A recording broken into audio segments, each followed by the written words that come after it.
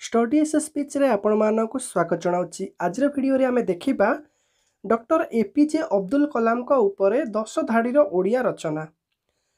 Doctor APJ Abdul Kalam हेउचंती जड़े महान भारतीय वैज्ञानिक।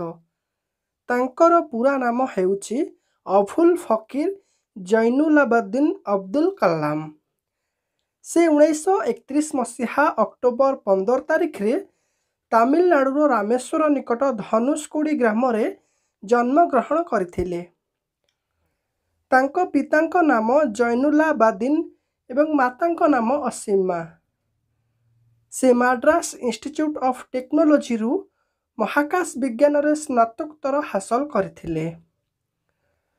पाठपढ़ा शेष परे से भारतर प्रतिरक्षा अनुसंधान एवं विकास संगठन रे एरोस्पेस इंजीनियर भाव रे कार्य आरंभ करथिले। से 1962 मसीह भारतीय महाकाश गवेषणा संस्था इसरो रे जोग देई पृथ्वी अग्नि भली मिसाइल रो सफल परीक्षण करथिले। से 2002 रु 2007 पर्यंत भारतर 11तम राष्ट्रपति थिले।